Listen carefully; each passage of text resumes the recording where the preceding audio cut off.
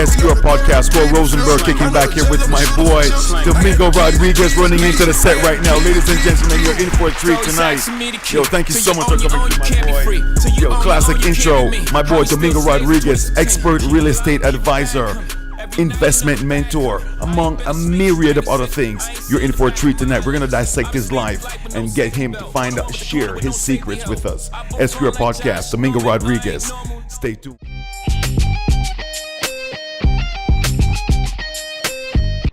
Today is a brand new day. Another chance to forget about yesterday, forget about last week, last month, last year, 2 years ago, 5 years ago, and focus on today and going forward. Learn from others. Learn from their experiences. Be encouraged. Believe in yourself. Know that you could do whatever you put your mind to, but you gotta go after it. Everyone that I know that's gone after it has gotten it.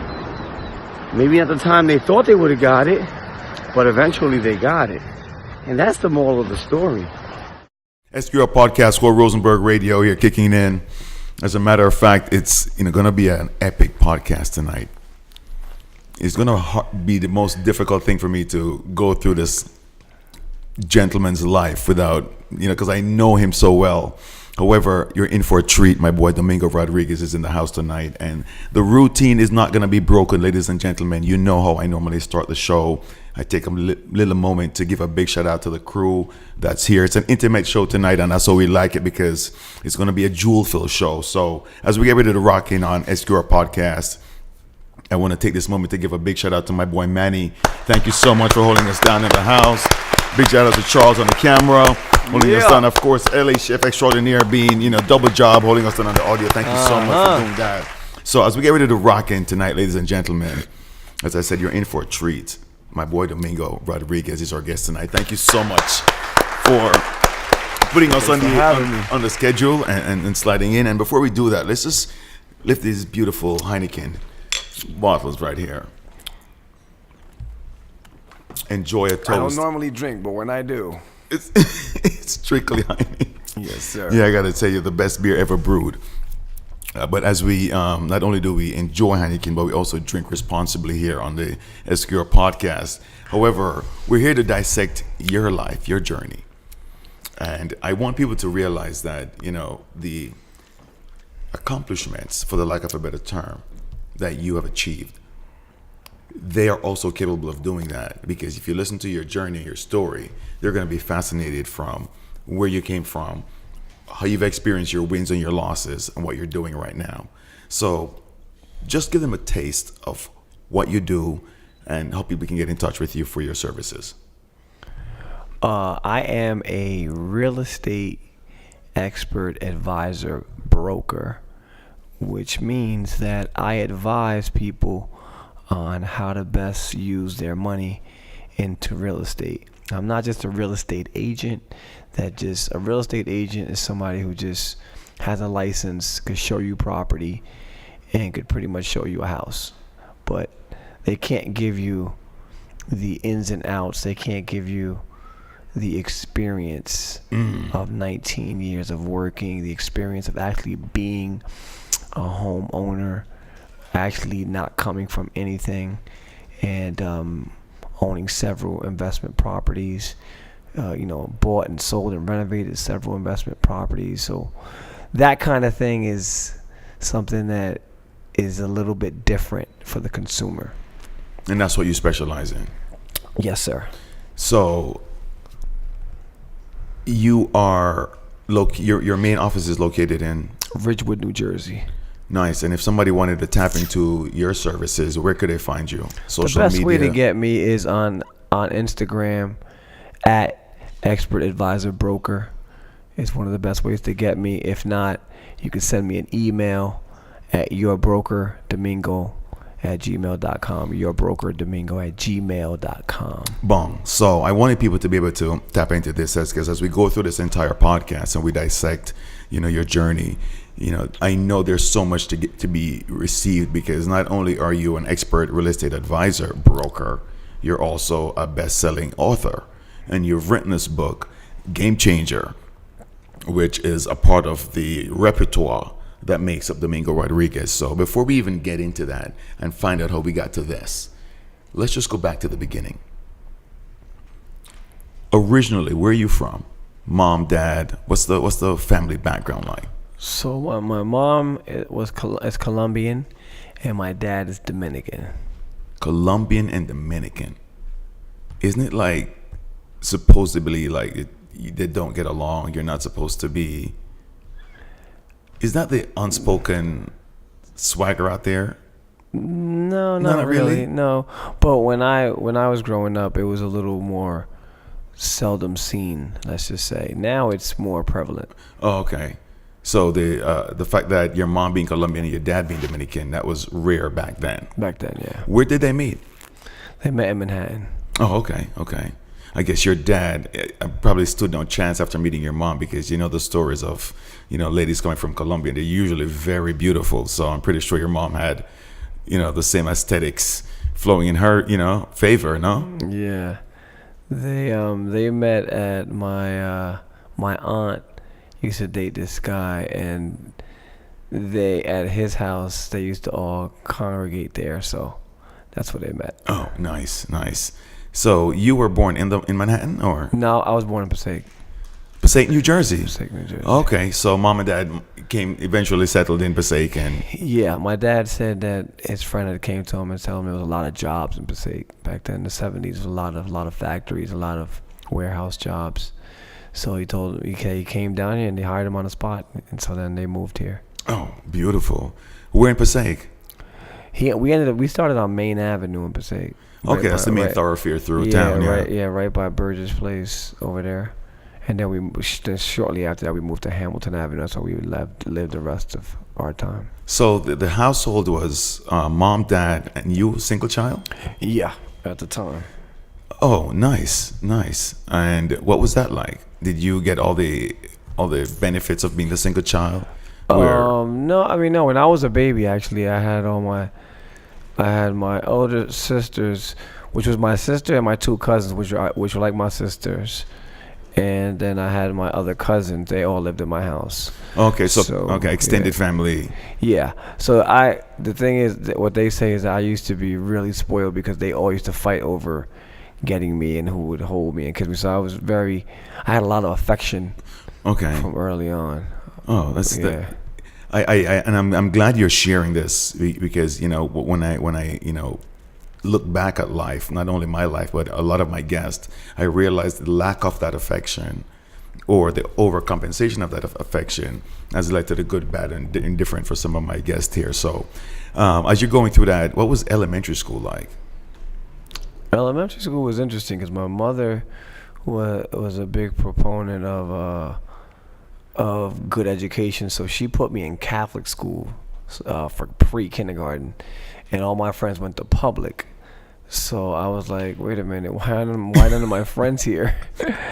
And I didn't realize till later that they wasn't going to that school, and I didn't realize it was Catholic school. And I was like, Mom, I want to go to regular school with my friends. And eventually, she let me do pre-K there only, and then I ended up pre-K and K, and then I ended up going first grade. I did it in public school. Oh, wow. But did you acclimate well with the fact that your friends weren't even there? I mean, how was that adjustment with this new group of people in a new environment where your friends weren't? The funny part is, I remember having a lot of fun in pre-K. Like we used to have to wear uniforms and shoes, and all that. Right. We used to run and slide with our shoes and compete like that. And we used to have. I remember having fun, and then the funny thing is, I used to have like this big book bag, and it used to be all wobbly. I was all skinny and little, but it was different. It was cool. Oh, nice. So, as you're going through, this process and going, the Catholic school growing up, do you remember, because as you can think, I'm asking you to look back retrospectively on, some of the things that you're doing right now, or maybe some of the qualities you have right now. Do you remember, was something back then that inspired that quality in you now? You know what? Now when I look back then, I was always a go for it, go getter type person because I remember going into school there and just assimilating just like that. Like it wasn't like this curve or like, oh, you know. Able to adjust quickly and fit in. Yeah, I made those friends right away, and it was like, I guess part of what my DNA that I just assimilate right away and easily, I guess. Wow, SQR podcast score Rosenberg. What's so funny is, when we go through this life journey and we get to some of these points, I love when we are able to slow things down because I realize that ability to adjust or be out of your comfort zone is really that has propelled you to who you are right now. And you have to be comfortably doing that. And without even knowing it, you were comfortable back then, just being outside of your comfort zone. So as we go through, what was high school like? High school was interesting. Because did you go to a private high school after? No, I went to public high school, and it was interesting because I was very mature in the sense that I was ahead. I feel like I was ahead of my whole class and everything as far as the way I saw things. Like back then, I was already smoking. No, I mean, hold on a second. So back then I was experimenting, let's just say. I was experimenting more than my other friends were because I think that I was a little more free because I didn't have my parents. I didn't have parents, So I was more like in the street more than my friends were because I didn't. All right, so I got to stick up in there, and I like how you jumped around, but on this show you don't get a chance to do that. So here's what we're gonna do: we're gonna take a quick break. We're gonna come back because we initially started where your mom and dad are in the scene, and everything is cush growing up through elementary school, and now going to high school is like a complete 180 shift, where you're now in the streets because you had no parents. So I want to go back to, where did what happened there in that dynamic? No, well, my father was gone. Why don't you stick up in there? SQR podcast, go Rosenberg. This is what I tell you. We're going to dissect the life of Domingo Rodriguez, expert real estate advisor, best-selling author. And this is not something that was written yesterday. This is because he's grown, experienced this. Stay tuned. SQR podcast 1.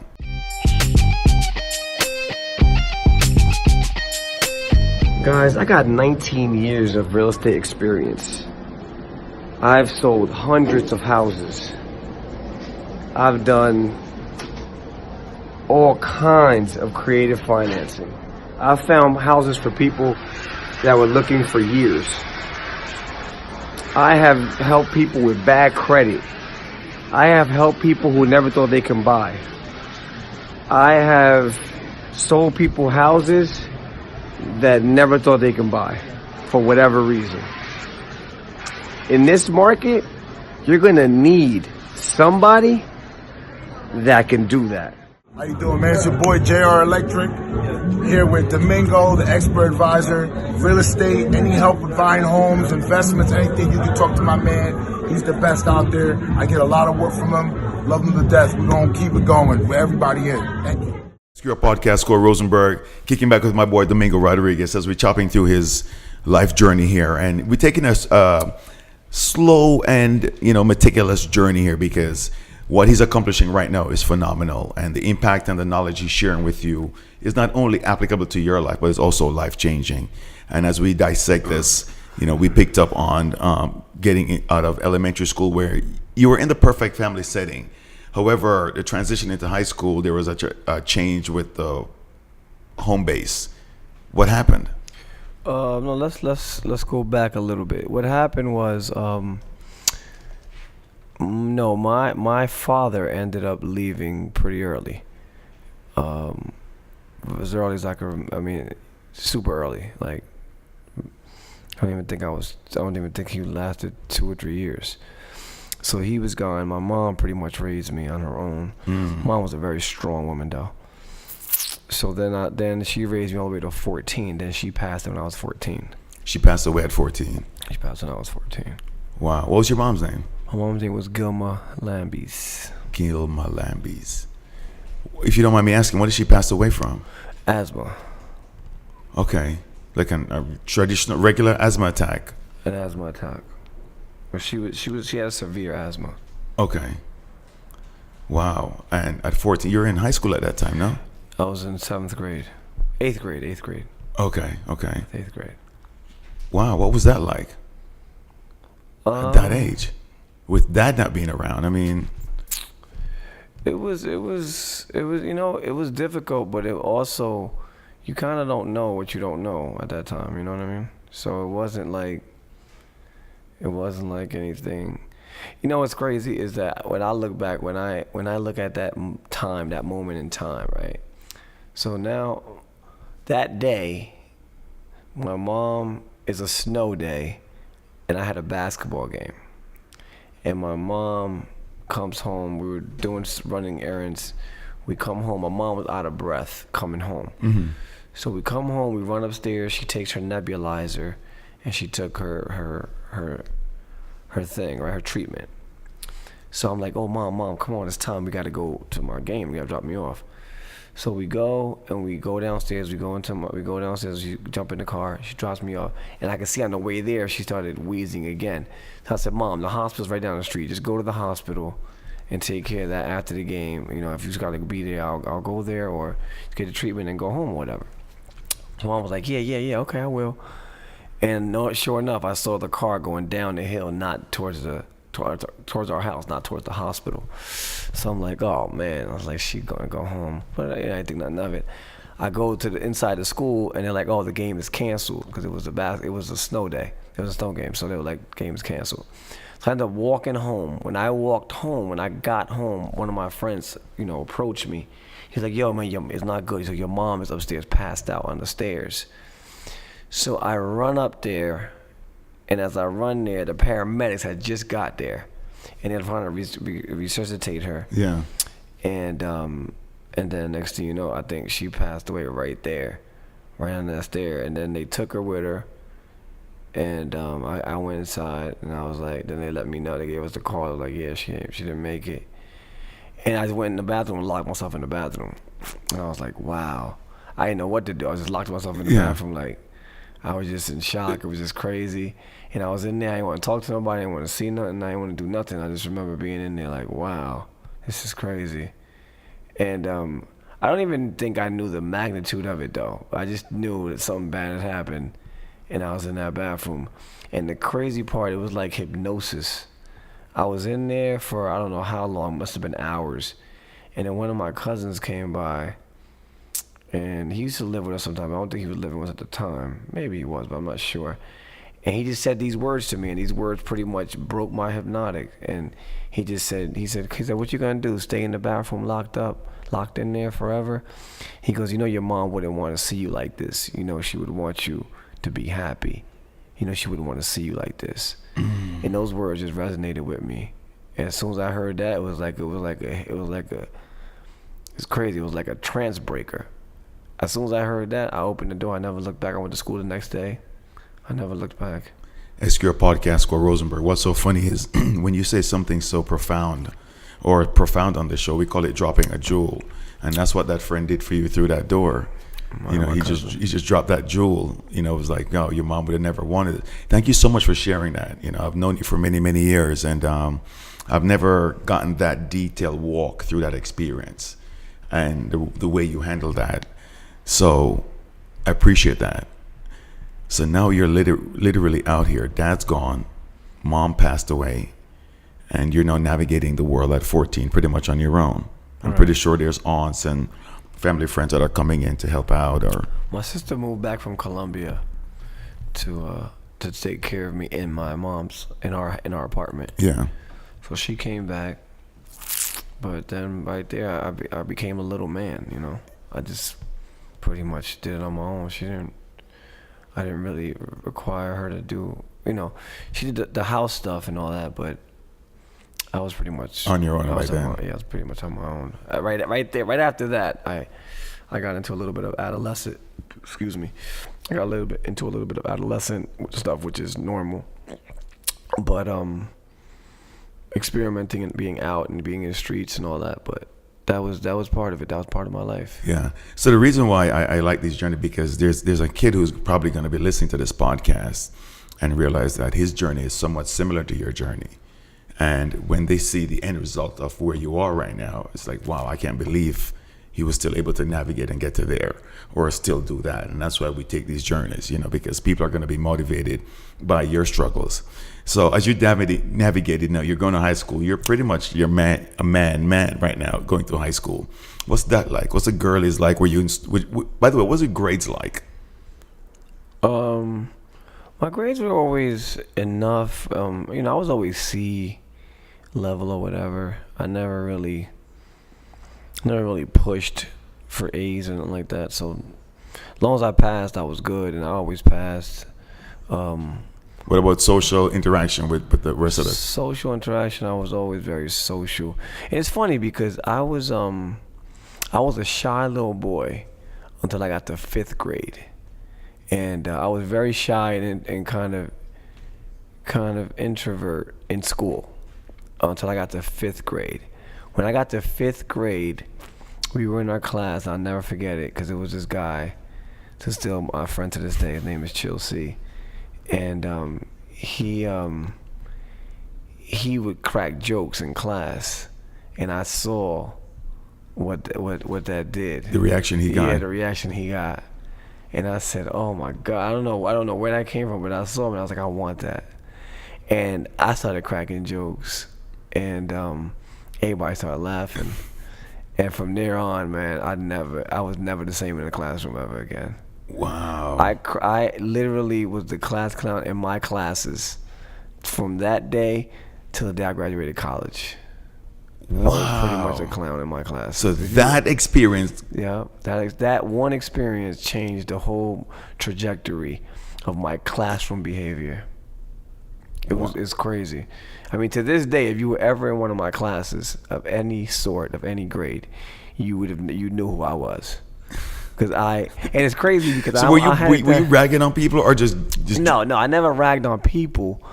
It was that I knew how to manipulate the classroom with what was going on to a point where I would make everyone laugh based on what was going on, right up to the point where I would almost get thrown out almost all the time. But I had this uncanny ability to hardly ever get thrown out. I got probably thrown out a handful of times compared to all the times that I did that. I must have got thrown out maybe 3-4 times in all those years. Wow. And it was just crazy because I loved it. It was crazy. I like to hear that when that pebble created that boulder to move down the hill, that one experience, because that allowed you to assimilate to many other environments and probably shine in other environments because of that one thing. Do you remember the first joke that you shared in that class? No. I know the reaction I felt when I was like, wow, when you make a whole classroom laugh. Yeah. That's like, that's like making a whole audience laugh. True, I know true. that's like that's how a comedian felt. feels. Yeah. Wow. It's just amazing. What's the scenarios with the girlies like? I was always well liked, and it's funny. Years later, I didn't know it, but they say that some of the tougher girls used to intimidate the girls that like me, like don't like them, I didn't know that until like later. I was like, yo, why you never liked me? And they were like, this girl wouldn't let me like you or whatever. That's crazy. Like, what? Wow. That's so funny to me. So you're maneuvering through school. You're now finishing up high school, getting into college. What was that transition like? High school to college? Yeah. High school to college was a funny transition. It was funny because my mother had planted in me that you're gonna be my college student. You're gonna be my college student. You're gonna be my college student, and that just was ingrained in my brain. So it's so weird because when I got to my senior year, people started asking me like, "What you gonna do?" And I was like, "I'm gonna go to college." It was like I just thought it would just happen, it would just happen. Like I had no idea I had to do anything. So the funny part is the way I got into college is still classic to this day. I mean, it's still like one of those things that you look and you say, wow, when things are meant to be, they're meant to be. So for college, I had a locker roommate. His name was Robert Williams. And one day he comes over to me where at the locker, and he's like, "Yo, I got the brilliant plan, the master plan for us to be able to cut class today." And I was like, "Yeah, what?" And he was like, "There's gonna be a counselor coming in from William Patterson today." He said, "All we gotta do is go there, and then we'll have a pass to go there, and then we could just hang out with the pass all day and just say we were there." So I was like, "Oh, that sounds brilliant." He's like, "All right, so just meet me." He said, "What these are the cues gonna be when they say that the counselor's here. That's gonna be our cue To bounce, okay. Right, to bounce." So we close our lockers, we run to homeroom. I'm in homeroom, and sure enough, we in there, and they're like, "The counselor from William Patterson is here. If you after the homeroom, go to room whatever to see the counselor." And I clearly heard that. I'm like, that's my cue. So homeroom breaks up. We go downstairs. We go in there. I meet him at the door. I'm like, yeah. We walk up in there, and to our surprise, we're the only two guys there. We're the only two people that showed up. We were like, looked at each other. We were like, "Oh man, there goes our plan right there." You can't bounce. So sure enough. So the funny part is the story gets better. So we walk in. Lady's like, "Oh, sit down." We're like, "Okay." We're like looking at each other like, "Oh my God, what we gotta do? We wanna bounce, you know?" So it's only us here. So she's like, "Okay, guys, here, fill these out," and you know, in and full go mode. yeah, she's in full like gun ho mode. I never forget her too, Miss Billy. To this day, What's her name? Miss Bailey, and she ended up being a counselor up there. So she gives us these sheets, and she's like, "Fill these out, and you guys are gonna know today if you're accepted." And we were like, "I said, we're gonna know today?" She's like, "Yeah." I was like, "You know what? That's kind of cool." So we like fill everything out. Me and him were all into it, filling it out, asking her questions and everything. We give her the things back. I never forget. It changed my whole life. Give her the things back, and she's like, "Who's Robert? Who's Domingo?" "He's Robert. I'm Domingo. You're in. You're out." Robert's out, I'm in. So I'm like, "What?" I got more offended than him. I was like, "What? What do you mean he's out now, man? What do you mean? How's he not in?" Because now at this point, now you're like a clan now, right? Yeah, so you want to like be together. Type thing. I'm like, "What do you mean he's out?" And like I'm thinking to myself, like, "Well, I'm not going," type thing in my mind, right? So she's like, "Yeah, he's out." She's like, and he's like, "Why am I out?" Yo, the crazy part is, look how ironic things are. In order to qualify for this program, you had to have subpar grades and you had to be super poor. He had good grades, and his mother owned his mother made good money. I had subpar grades and had no money, and I made it. Yeah. He did. How crazy is that? SQR podcast, Score Rosenberg, kicking back with my boy Domingo Rodriguez. What an interesting journey and how it got you into college. Unbelievable. Oh my God. Through that whole story. So right there, she tells us, "Yeah, you know, you're accepted, whatever." So you know what? Yeah, I gotta stick a pin right there. I want to take a breather on that so people can marinate how things happen through this universe. So as we take this quick break, we're gonna come back, finish his journey into college, and wrap up on where he's gone and the things that are making an impact right now and how he's killing it. SQR podcast, my boy Domingo Rodriguez, expert real estate advisor, investment mentor, and a whole bunch of other stuff. Stay tuned. We're going to find those out after this. One.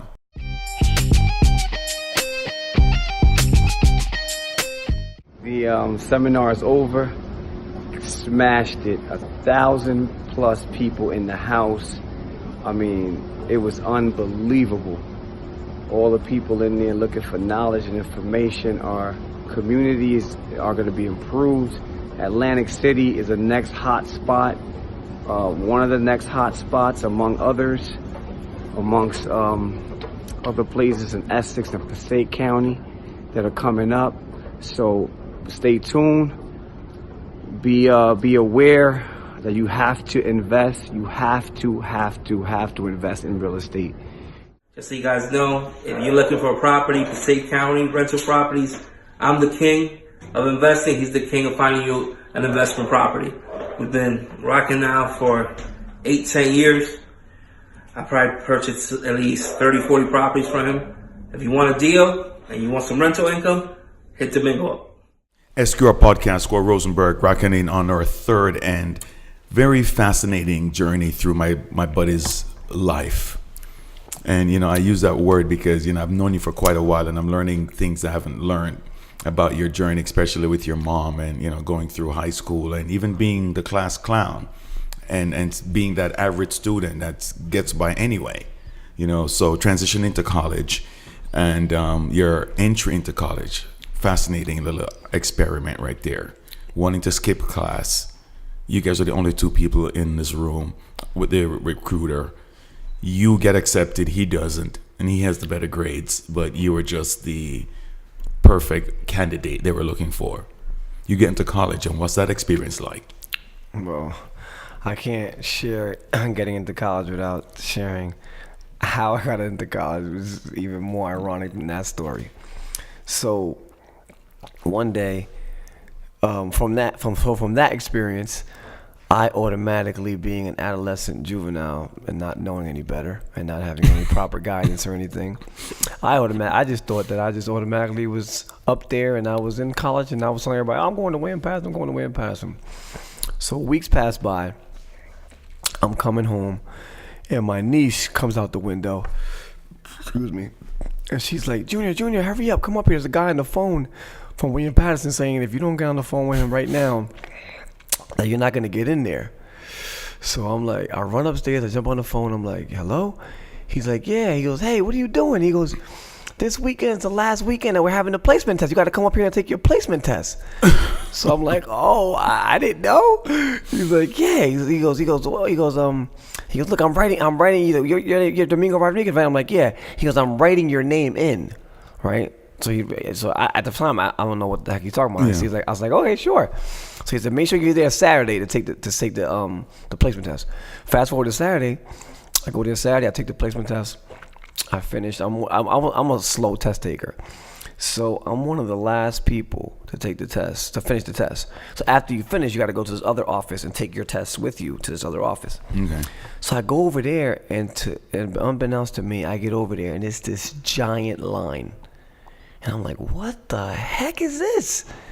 So I'm all the way in the back of the line. I'm looking up front. I'm like, man. So I just play my position. I stay on line. I get to the front. I finally get inside the guy's room. So he goes to me. I hand him the paperwork. He goes, Domingo Rodriguez. He's looking at his list. He's like, Domingo Rodriguez. He's looking. He goes, you're not on here. And I'm like, He goes, you're not on here. What are you doing? I said, how did you get over here or whatever? I said, I'm on there. I said, you told me that I was on the list. You was gonna write my name in on the telephone. Yeah. And I adamant about it. Yeah. And he was like, oh, I did? He was like, yeah. He was like, okay, you're in. And he writes my name in. That's how I got into college officially.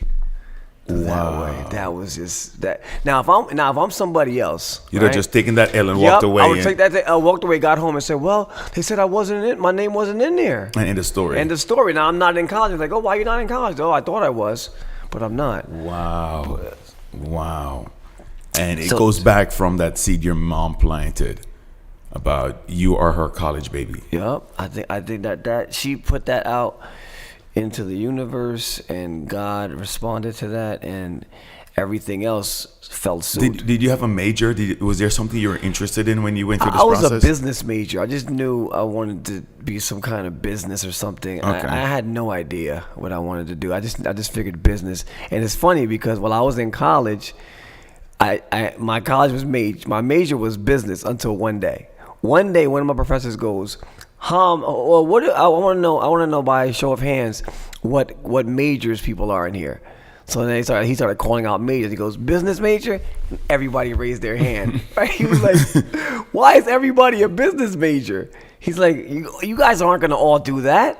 He goes, think of some other majors to be. And that right there is when they kind of pondered on me, and I started pondering. I'm like, wait a minute, maybe I should be something else. Why am I thinking business? I don't know if that's just the thing that you just think of business. I think that's just like every young person, we just think business.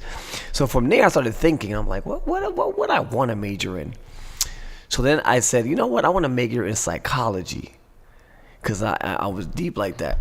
So I said, Interesting. So I said, okay, I'm interested in that. I'm gonna go into psychology. I'm not gonna be a business major anymore. So now I go to my guy. I'm like, I want to be a psychology major now. So like, okay, you got to start going and taking psychology classes. I take general psych. That was the end of my psychology career. I was like, oh my God. I was like, no way. I was like, if this intro class is this deep, I'm like, forget it. This ain't for me. I was like, okay, so what else can I do? So then that's when I stumbled across communications. And then communications was so broad. But then I said, you know what? I want to be a filmmaker. That's what I want to be in communication. Because I'm not in communications. That's when I saw filmmaking. Okay. I was like, you know what? That's me, a filmmaker. I want to be like Spike Lee. So I go and I become a film major, and I do my first film. What's it called? It was called I don't remember what it was called, but it was about a drug dealer. It was about a drug dealer. It was called How Love's Gonna Get You. It was called Love's Gonna Get You. Okay. And it was after KRS, the KRS song. Oh, okay, yeah, I remember it, yeah. Yeah, you know what I'm saying? That song where he talks about the neighborhood drug dealer, my man. So I made a whole movie about my man who was from the hood, who was a drug dealer, who ended up, going the wrong way, like getting killed, from being that. Like, don't do that. Like, don't fall in love with that. So I did my first movie, and I was like, okay. After I did like 2 or 3 movies, and then I was like, okay, I gotta change this major, and I had to change it because number one, I was a poor kid from the hood, and you need money to make movies in college because you need to buy the reels. And they cost, right? Okay. Number one. Okay. Number two, when you're doing a movie, you need actors and directors and all that. And I didn't have any of that. I had my friends, and after the third project, they started bailing out on me. The first 2 projects were fun, right? And they were like, nah, we're not doing another whole movie. Yeah. And then you got to do the takes and the cuts, and they didn't have the patience. It's work. It's work.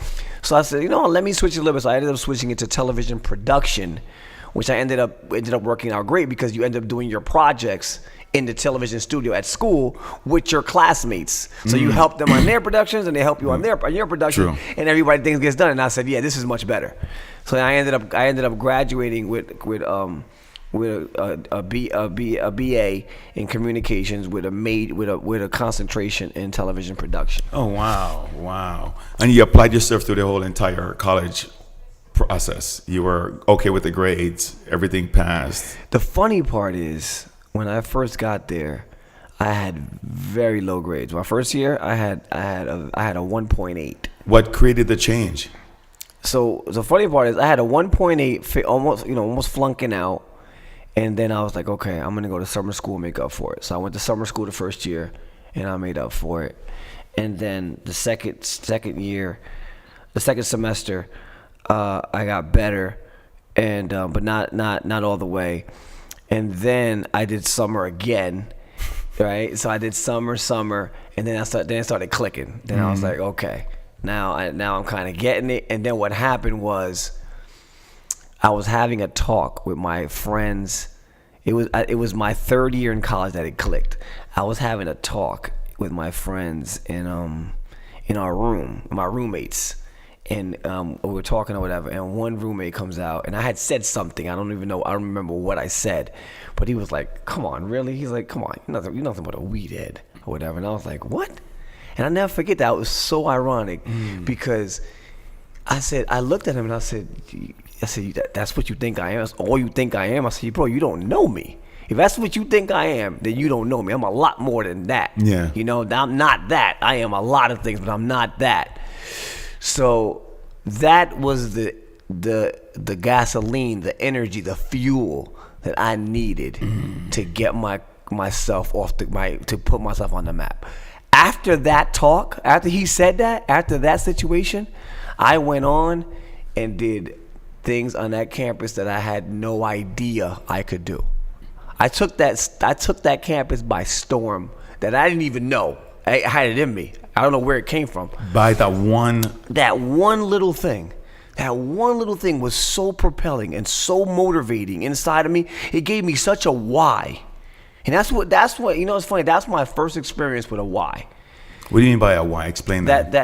That's my why. That's the why you do something. You got to have a why behind what you do. You know, some people use a why. They lost someone.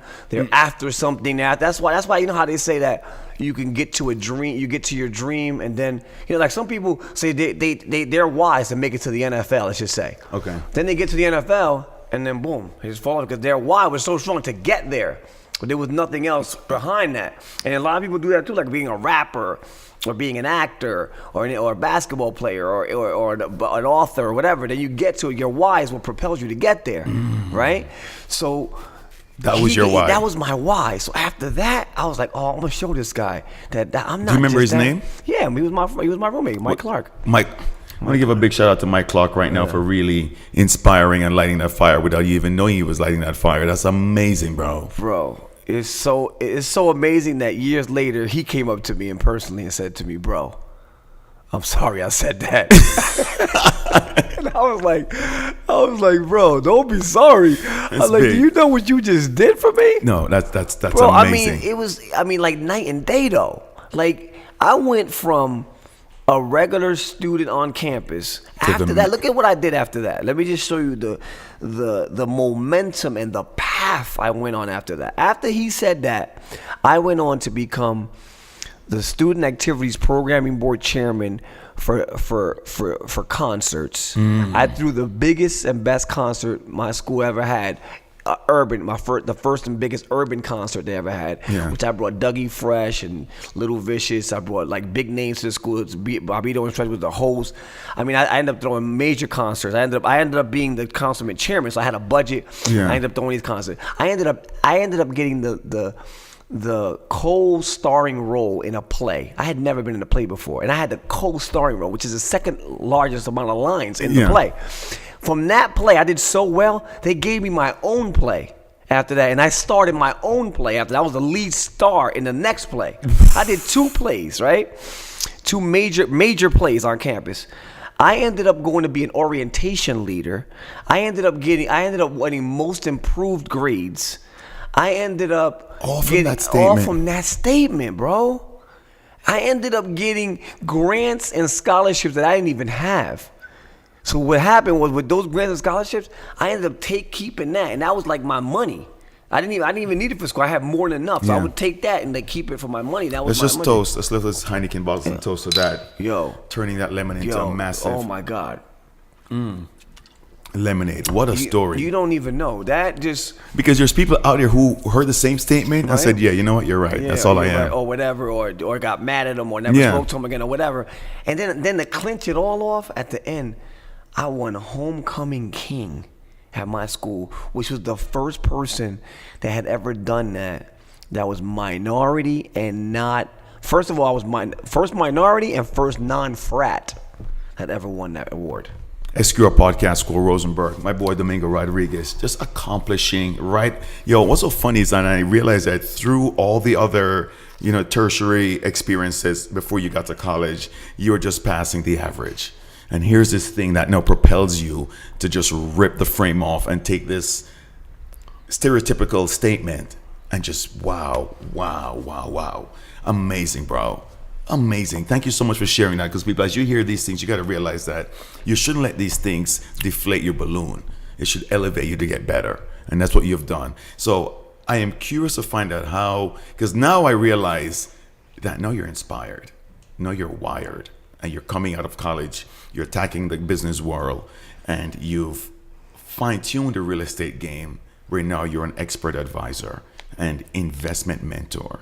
You're also a best-selling author. I want to get into that segment and how you got there, right? And why you're doing what you're doing. So as we take this last and final break, I just want to remind people, my guest, Domingo Rodriguez, expert real estate advisor and investment mentor. Chopping through his life, now we're at the end. We're going to find out how he's making these impacts and the reason for this book. Stay tuned. Yo, this is Red Fox, and I'll be coming up next on SQR Podcast. We'll be having a blast. Stay tuned. Kick it away. SQR Podcast, School Rosenberg, racking in here with my boy Domingo Rodriguez, expert real estate advisor, investment mentor. Let me get that right. It needs to flow off the tongue like it normally does, among the myriad of things that he does. And we just took a little colorful ride through his life right now, went through college, and now we're about to stepping into what he's doing right now and where things are going. And I got to tell you, Domingo, I really appreciate you being so vulnerable as you've shared your life's journey. So I am curious and very fascinated on finding a couple things out. And I want to dance through this a little bit more. Coming out of college, and I know your major was business and you changed it up a couple times till you graduated with a major in communication, correct? A BA in communication. Correct. And as you navigated those worlds, you got into, what was your first job out of college and that got you into applying those stuff that you learned in college? My first job out of college actually turned out to be a record store.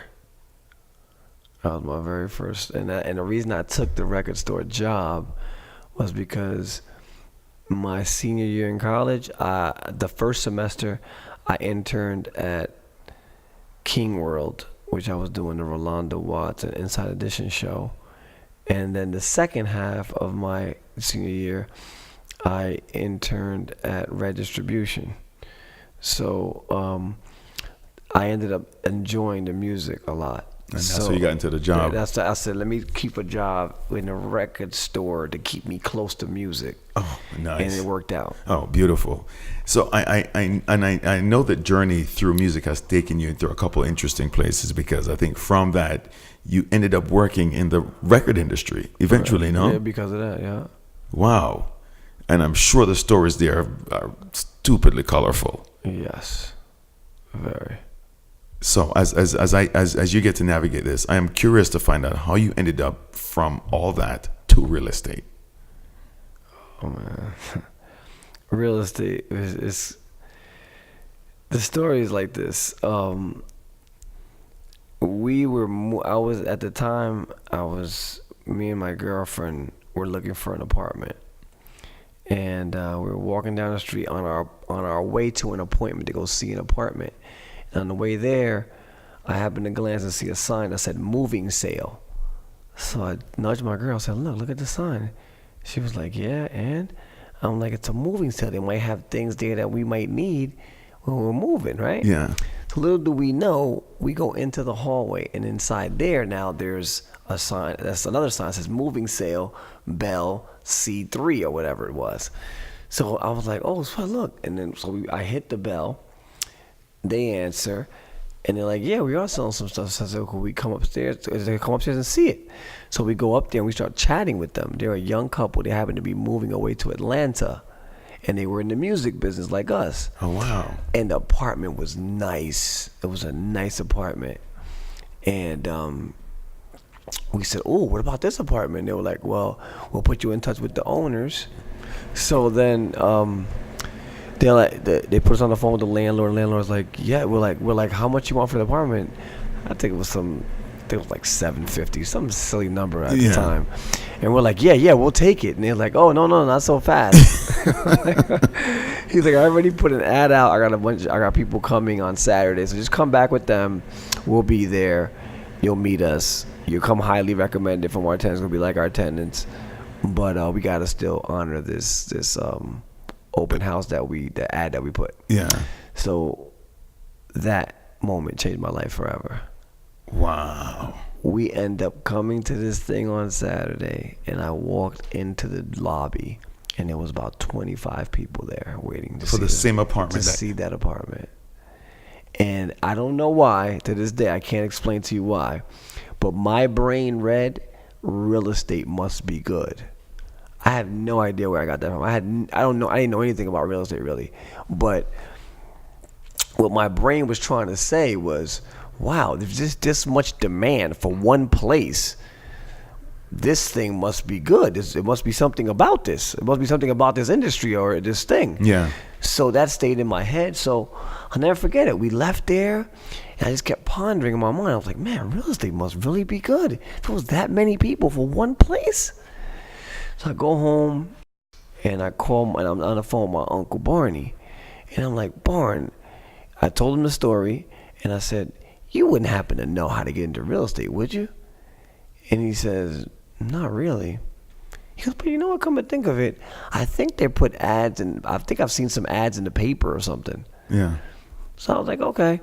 We end up our conversation, we hang up, the next morning, I work in Manhattan, so I live in Jersey City, I worked in Manhattan.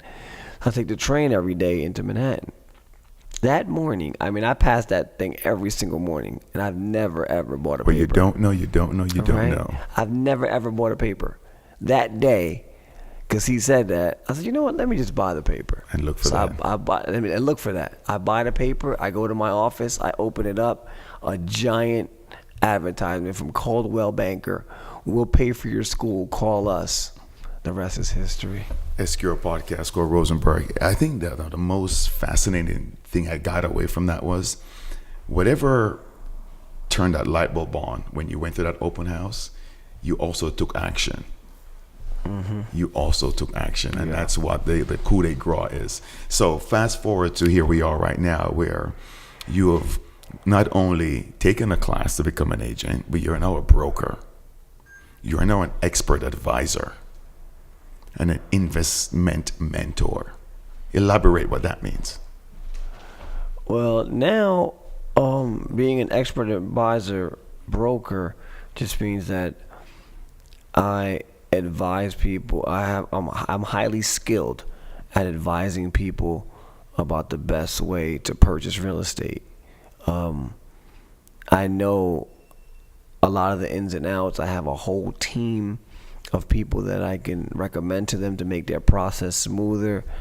I have a keen sense of what things would cost, everything from the cost of the property to the acquisition. So as a new or a first-time buyer, you are like that God-sent gift. Right. Which leads me to our next question, the real estate, the investment mentor. So now I have decided, after doing several seminars and getting several people approaching me about wanting me to mentor them and needing the help, because a lot of times people aren't growing in real estate because of out of fear. So a lot of them just don't know anything. There's just too many steps. There's too many unknowns. There's too much risk.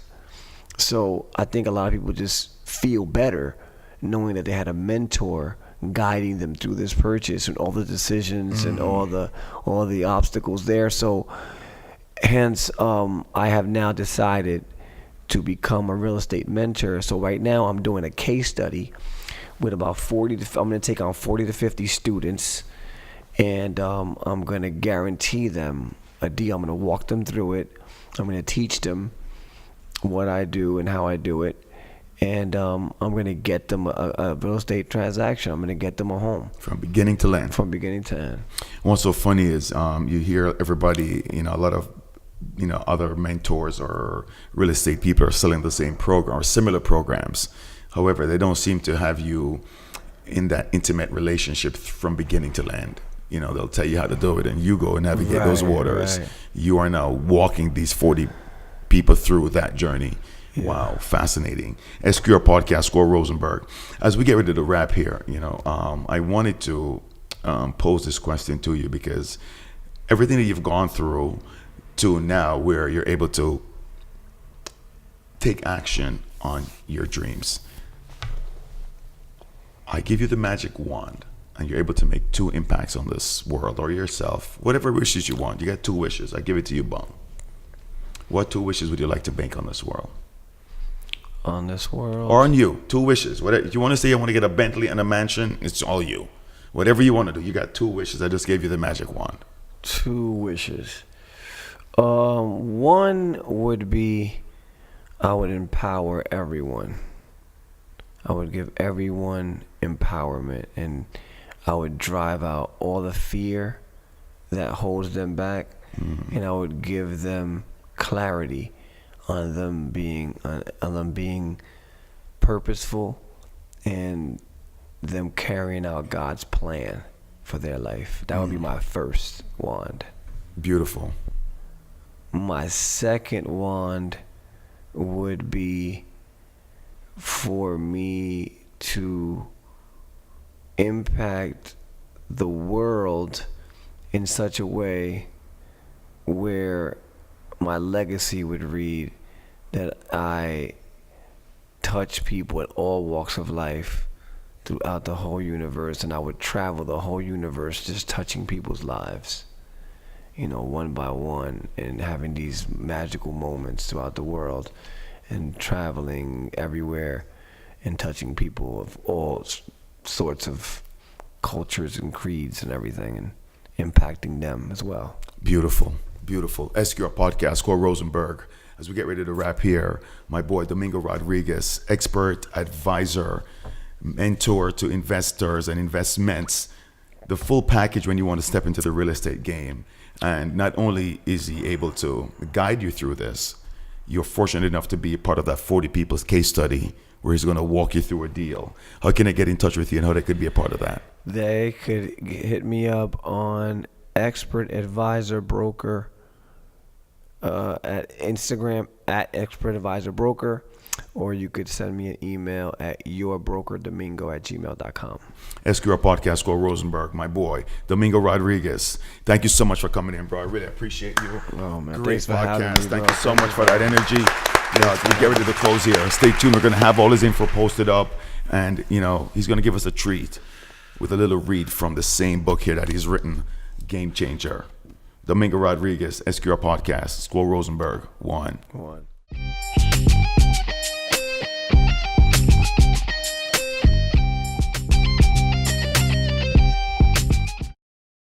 I'm Domingo Rodriguez, your real estate broker advisor, and I am live at SQR Studios where they shoot SQR podcasts. Again, my name is Domingo Rodriguez, and I am your real estate broker advisor. I am a public speaker, mentor, and now best-selling author. Today, I am reading my new book, Real Estate Game Changers. I will quote to you a little bit of the information that I give my sellers when I'm speaking with them at their kitchen table. A quote goes something like this: success is determined by your heart's value, not desire.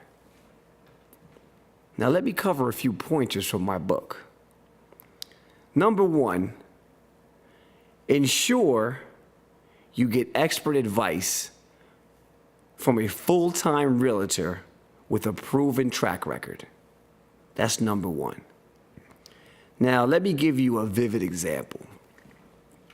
Let's say you needed open heart surgery and you were looking to select a surgeon. Would you hire a surgeon that works another job or performs a few operations a year? Or a surgeon that performs hundreds per year and has a high success rate and is always in demand? The same principle applies for your realtor handling the biggest assets you will ever acquire in your life. Number two, look for an expert based on your specific transaction needs. Different transactions require different knowledge and expertise. A few examples of these might be a simultaneous sale and purchase, a relocation, an out-of-state owner, or a short sale, for example. Now, for these, a realtor would need to take courses above and beyond the required continuing education. The third thing is require an action plan, demand it. Ensure that you have an understanding of what to expect throughout the course of the transaction, prior to, during contract, and at closing. The plan should be transparent, feasible, measurable, and above all, flexible. Last but not least, consider hiring a real estate team that leverages systems and people compared to an individual agent. The old cliche goes, there's power in numbers. A real estate team supports every aspect of your transaction. In today's market, to achieve results, it takes a group of people, a group of experts that is, to get the job done. There is always someone available, and each team member works in an area that they are most passionate about, allowing them to perform at a very high level. Personalized service from a team of experts allows for a faster, smoother, and higher quality real estate experience. In closing, my name is Domingo Rodriguez, your expert broker advisor, and I can be found on Instagram at Expert Advisor Broker. That's at Expert Advisor Broker. But if you want a copy of my free book, please feel free to email me yourbrokerdomingo@gmail.com. Again, for a free copy of my book, email me at yourbrokerdomingo@gmail.com. I hope you enjoy, as much as I did, my podcast here at SQR Studios. Thank you.